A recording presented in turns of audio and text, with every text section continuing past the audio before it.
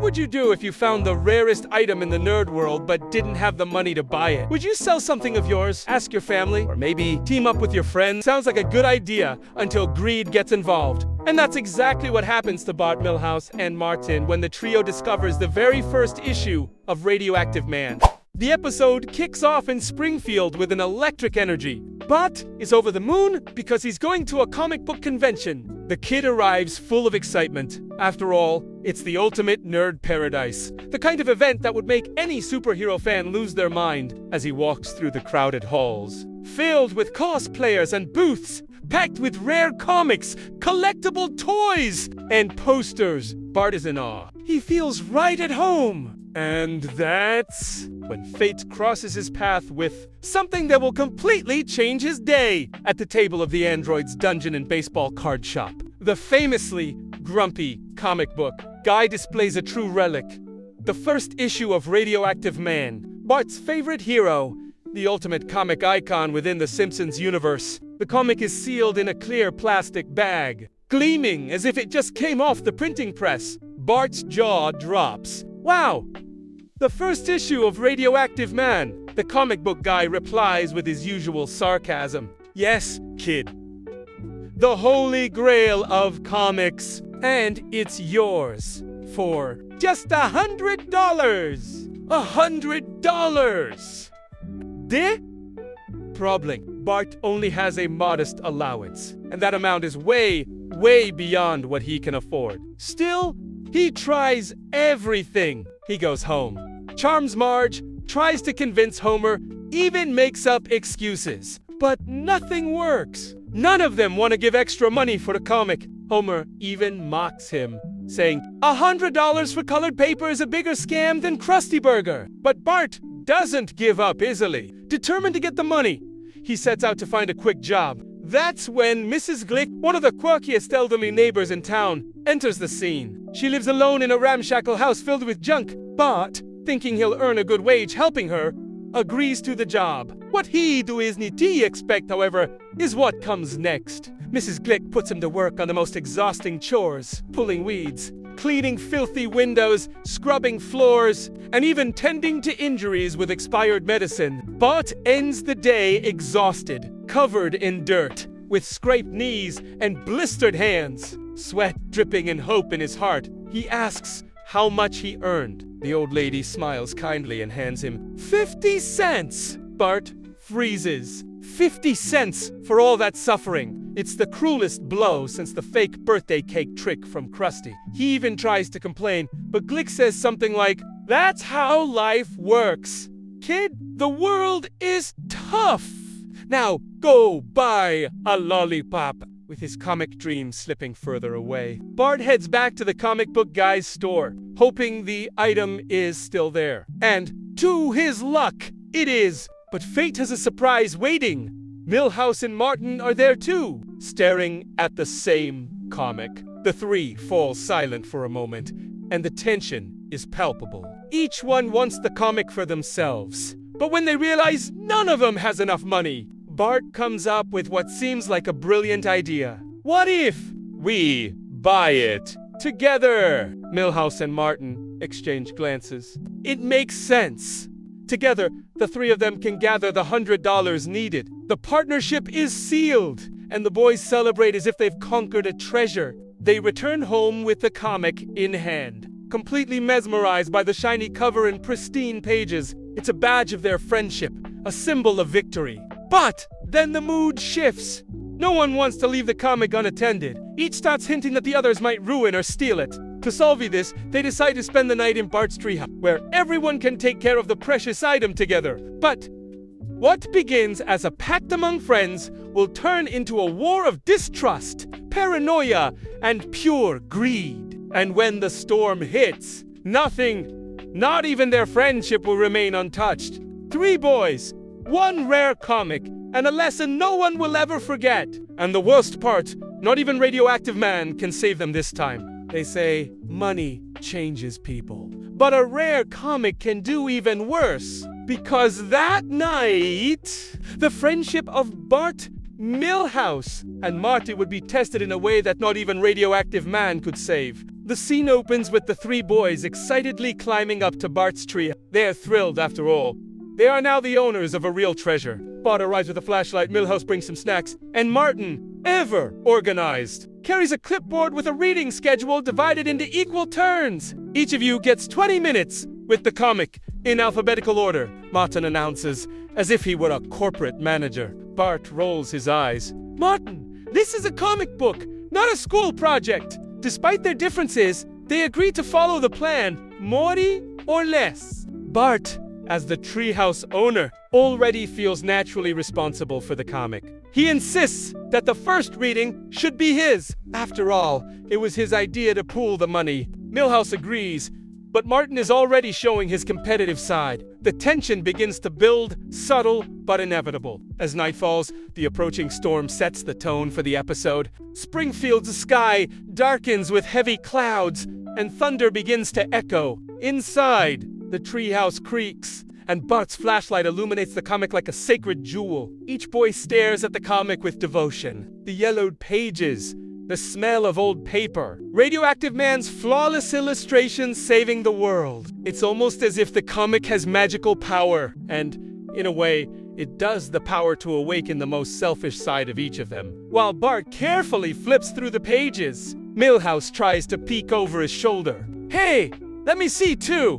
Bart, eyes glued to the page, replies, Your turn's coming! Milhouse chills. Martin, impatient, writes something on his clipboard and says, You've exceeded your reading time by 2 minutes and 30 seconds. The atmosphere shifts. Laughter gives way to discomfort. Friendship erodes page by page. The rain begins to pour. The treehouse shakes in the wind. Outside, lightning splits the sky, and the sound of thunder blends with the quarrels inside the small cabin. Martin, trying to seem fair, suggests a new system. We could seal the comic in plastic and keep it in a safe I have at home. That way, no one touches it without the three of us supervising. But Bart and Milhouse immediately react. Sure.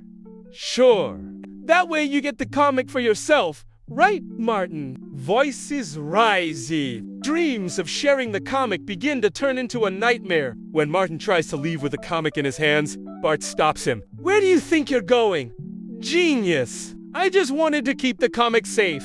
Oh, you're not keeping anything safe. You're trying to trick us. The argument turns into a shove fest, and the tension skyrockets. Milhouse tries to intervene, but ends up pulled into the chaos. The comic nearly falls to the floor, freezing all three in fear at what they almost destroyed. At this point, Bart is already paranoid. He begins looking at Milhouse and Martin as if they were traitors ready to steal his treasure. The camera, or in your narration, the voice emphasis highlights Bart's suspicious gaze, the sound of thunder in the background, and the growing atmosphere of distrust. Through the night, the storm worsens. Martin falls asleep in a chair while Milhouse struggles to stay awake.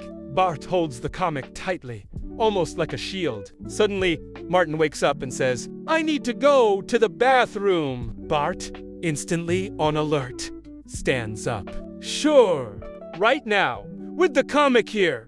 I see. Bart, I just need to use the bathroom. That's what a comic thief would say. And then, in a moment of sheer madness, Bart ties Martin to the chair with a rope. Milhouse tries to intervene. Bart, you're going crazy! It's for everyone's own good, Milhouse. If he wants to steal it, he won't succeed. Martin protests indignantly. And Bart completes the scene with the night's most insane line. And if you complain, we'll shove an apple in your mouth to keep you quiet. The tension is total. The three boys are now prisoners of their own greed. Outside, the wind howls as if all of Springfield is watching the disaster about to unfold. Milhouse, increasingly nervous, says he's scared of the storm and wants to leave. But Bart refuses. He insists the comic must be safe at all costs. And then, with a crack of thunder, a gust of wind swings open the treehouse window. The flashlight goes out, and the comic begins to fly. The three scream. Milhouse tries to hold it but slips and almost falls out of the treehouse. Bart grabs his hand with one hand, and the comic with the other.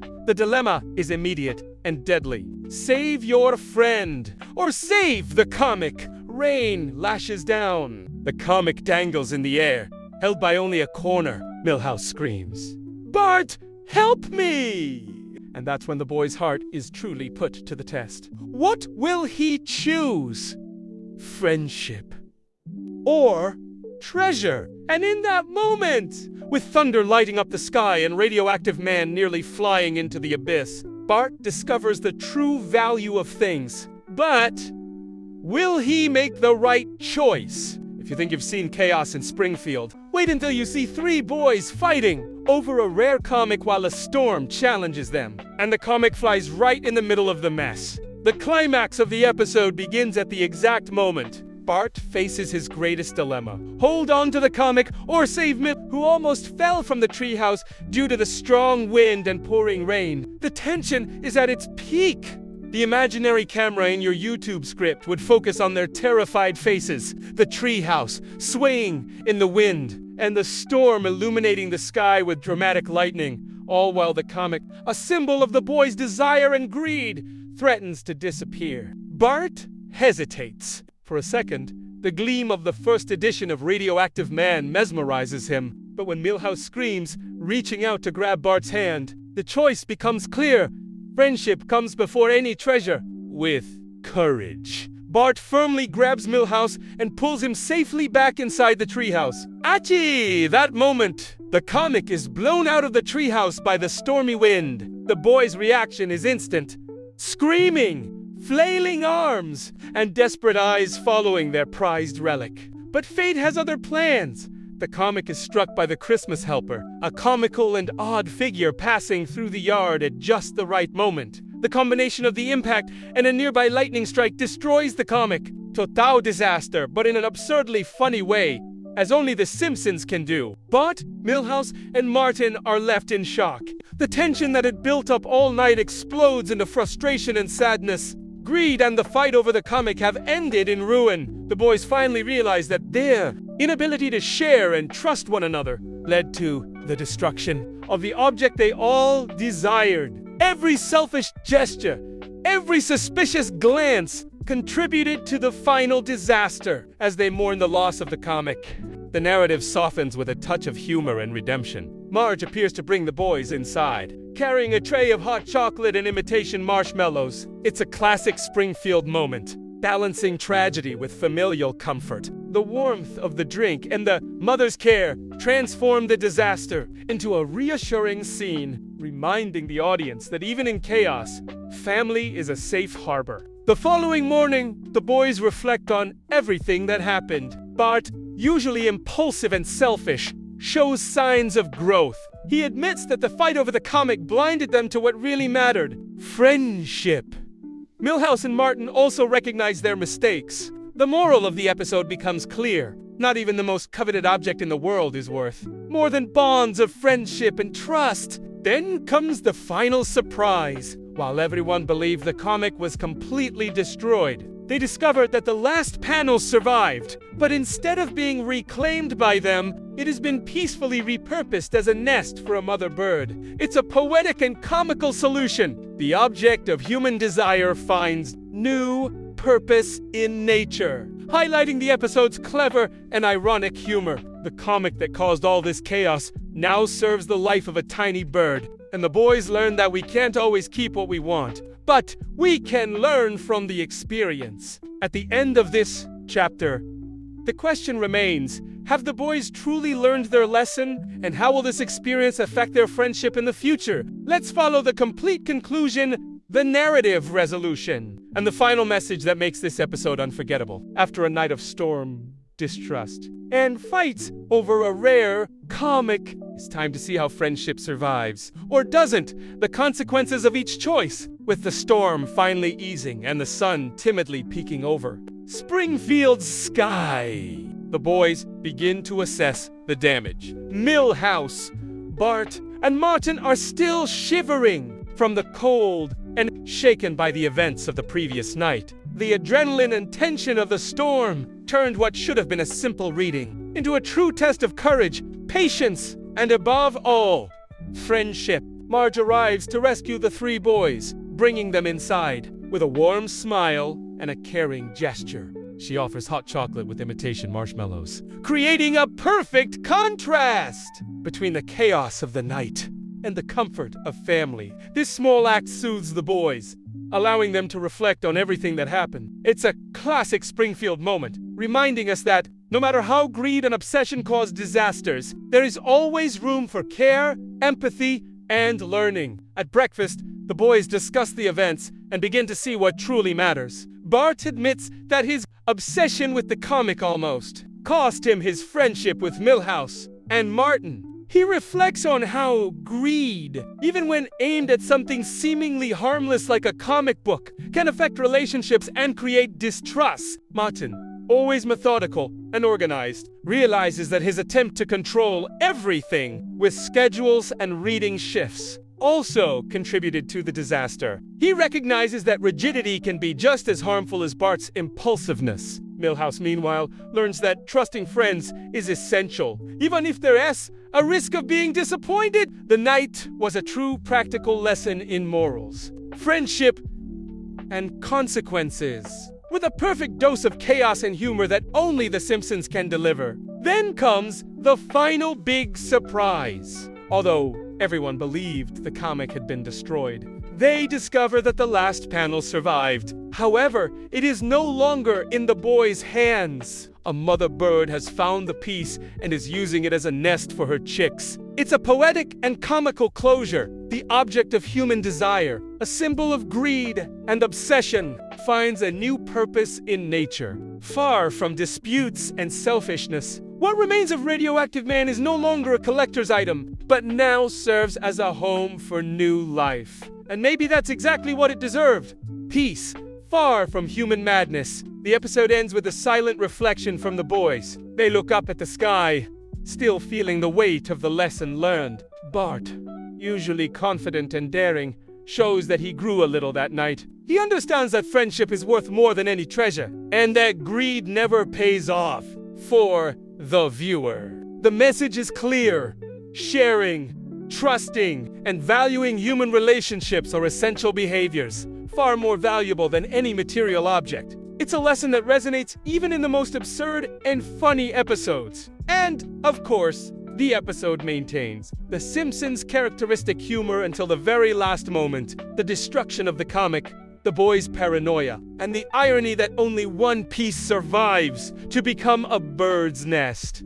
Create a perfect sense of comic and emotional closure. Springfield once again teaches us that chaos and fun always go hand in hand. So, next time you find something rare and valuable, remember, it's not worth losing a friend over a treasure, because, in the end, true friendship is rarer than any comic you could imagine. And for you watching, don't forget, if you enjoyed this full summary and detailed analysis, subscribe to the channel, hit the notification bell, and leave a like. That way, you won't miss any curiosities, analyses, or detailed Simpsons scripts. And in the comments, tell us, which moment of this episode do you find the funniest, craziest, or most memorable? Your opinion helps the channel continue bringing quality and fun content. The episode 3 Boys and a Comic Book ends with laughter, learning, and that classic Simpsons feeling. Even when everything goes wrong, there's always room for friendship,